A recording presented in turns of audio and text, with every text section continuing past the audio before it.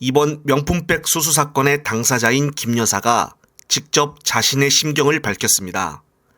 새벽에 나온 언론 보도에 따르면 김건희가 주위의 지인에게 이번 명품백 수수 사건에 대해서 사과할 의사가 없다라는 입장을 주변에 전했다는 것입니다. 그동안 침묵을 지켰던 당사자가 직접 심경을 밝힌 것은 처음인데요. 김건희 측에서는 사과를 하면 오히려 민주당의 공격을 받아 총선이 불리해질 것이다라는 내용이 담긴 글을 지인들에게 텔레그램으로 보냈으며 이것을 전달받은 국힘당 이용 의원이 의원 단톡방에 사과를 해서는 안 된다라는 내용을 올린 것으로 보아 바로 직전 이 메시지를 받고 나서 행동을 취한 것이 아닌가는 추측을 해볼 수가 있습니다. 그리고 어제자 윤석열의 복심이자 윤핵관 중 가장 최측근인 이철규 역시 이것은 몰카 공작이며 피해자가 왜 사과를 해야 하냐라는 해가 서쪽에서 뜨는 말을 하고 있고 대통령실 비서실장과 친윤계 의원들조차 계속적으로 이것을 몰카 공작이라고 주장하고 있습니다.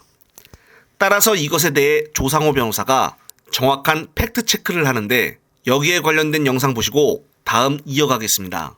사안의 본질은 몰카 공작이죠. 근데 몰카 공작을 하면 그분들 맞죠. 처벌됩니까? 처벌할 수 있는 방법이 있어요? 그분들이 뭐 범죄를 저질렀어요? 몰카 공작하셨다는 얘기하시는 그 목사님이나 이런 분들이. 그 목사님이? 예. 그 목사님이 불법 어떤 게 불법인데요? 몰래 찍어서 그것을 공개한 거 아닙니까? 근데 그게 왜 유튜브로. 불법이에요? 예? 그게 왜 불법? 어디에 걸립니까, 형법? 아, 그런 거는 처벌 규정이 없어요. 그래도 없어요? 없습니다. 예를 들어서 내가 혹여 그건 있을 수 있어요. 네. 뭐냐면 개인의- 우리 대법원 예. 판례에 따르면 네. 본인의 얼굴과 목소리를 공개하기를 원치 않는데 그거를 100만인 공개했다 이런 방식으로. 근데 그분이 공인도 아니에요. 그냥 사인이에요, 일반인. 그런 경우는 그런 경우라면 처벌은 아니에요. 처벌은 아니고 네. 손해배상이 대상이 되는 민사 불법행위에 해당할 수 있어요. 왜냐면 이른바 그 음성권, 그러니까 네. 내 목소리가 함부로 뭐 아무데나 사용되지 않거나 네. 초상권, 내 얼굴이 내 의도와 목적이 다르게 이렇게 100만인에 공개되지 않거나 네. 그걸 원하게 될 거 아닙니까? 개인의 프라이버시 때문에. 근데 그런 부분들이 침해됐다고 하면 그거를 처벌하는 형사법 규정은 없어요. 원래 왜냐하면 형사라는 거는 도덕의 최소한을 요구하는 거기 때문에. 네. 그리고 입법에 의해서 사전에 정해져야 되는 것이고요. 재형법정기 원칙상. 네. 근데 그래서 처벌 규정은 없지만 그래도 이게 누군가에게는 고통스러운 가해행위가 될 수 있다. 그래서 민사 불법행위에 해당할 수 있어요. 그러니까 관련된 법률 절차를 그러니까 그건 김건희 여사께서 민사 해당 불법행위는 거치시겠죠. 형사 절차가 예. 아니기 때문에 국가기관의 도움을 예. 받을 수 없어요. 그분이 혼자 소송하시면 돼요. 근데 저희가 이게 의도가 네. 순수하지가 못했다라는 거는 자명한 사실 아닙니까? 아니 그분들이. 의도가 순수하지 못한 게 아니라 권력의 감시는 그 정도로 중요한 사안입니다. 권력의 감시를 함정 취재와 함정으로 해서 누가 심지어 그렇게 합니까? 함정 수사도 허용되는 부분이에요. 왜? 우리 대법원 판례에 따르면 마약 조직폭력뿐만 아니라 네. 뇌물 사건도 함정 수사로서 적법하다는 게 확고한 대법원 판례예요. 그러니까 이게 뇌물이 되려면 그 정도로 뇌물이 공직에 대한 되려면 감시는 함정을 통해서라도 잡아야 된다? 잡아야 된다. 뇌물이 불법을. 되기 위해서는 왜 근거- 그거는 이 이른바 뭐 경제 공동체라는 좀 이상한 개념을 도용하지 않더라도 네. 두 분 사이가 이렇게 완벽하게 지금 했다가 갑자기 여당이 비대위원장까지 사퇴하라고 요구할 정도로 권력이 밀착된 관계라고 네. 하면 결국 이분에게 드리는 게 대통령 본인에게 주는 것과 사실상 같은 법률적 평가를 받을 수 있어요. 네. 그러면 그 자체로 그냥 단순 뇌물죄가 되고요. 그게 아니라 하더라도 이게 결국에는 이분을 통해서 이제 이른바 어떤 공무 수행에 관련해서 영향을 미치고자 하는 사람들이 이분을 통해서 뭔가를 이뤄내기 위해 뭔가를 상납하는 구조가 네. 이루어졌다. 그러면 당연히 알선수재입니다. 그러니까 그 자체로 또 이 뇌물 관련 사건의 형사처벌 대상이에요. 네. 그러니까 네, 그렇습니다.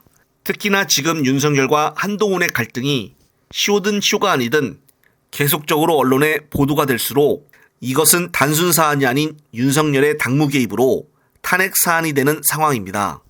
이것에 대해 민주당 박주민 의원은 자신의 SNS에 윤석열 대통령의 당무 개입이 벌써 몇 번째입니까?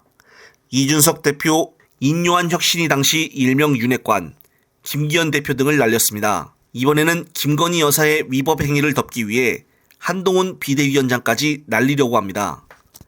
이렇게 대통령의 노골적인 당무 개입 행위는 덮어질 수 없습니다. 반드시 응당한 책임을 치르게 될 것입니다라고 글을 올렸습니다. 따라서 이번 사건에 대해 민주당은 윤석열에 대한 탄핵 법률 공세를 펴는 동시에 쌍특검 재표결도 압박해 나아가야 할 것입니다. 어차피 현재 뜻하지 않게 윤석열 한동훈 갈등이 생긴 만큼 이로 인해서 쌍특검법 재표결 가결까지 노려볼 수가 있기 때문입니다. 특검법 재의결을 위해서는 재적의원 과반 출석의 3분의 2 이상의 찬성이 필요하고 야권 의석수가 180석 가량이 되기 때문에 국힘당에서 약 20표 정도의 이탈표만 나오면은 산술적으로 쌍특검법이 통과될 수가 있습니다. 따라서 민주당은 똘똘 뭉쳐 필사적으로 이것에 대해 강력히 여당과 정부를 향해 대응을 해야 할 것입니다. 이런 메시지와 행동들이 중도층까지 제대로 전달이 될 경우 이번 총선은 민주당의 큰 승리로 이어질 수 있기 때문입니다. 저 역시도 이번 총선을 위해 밤낮을 가리지 않고 열심히 뛰겠습니다. 끝으로 또 새로운 소식이 있으면 말씀드릴 것을 약속드리며 이번 영상은 여기서 마무리하겠습니다. 시청자 여러분, 시청해주셔서 감사합니다.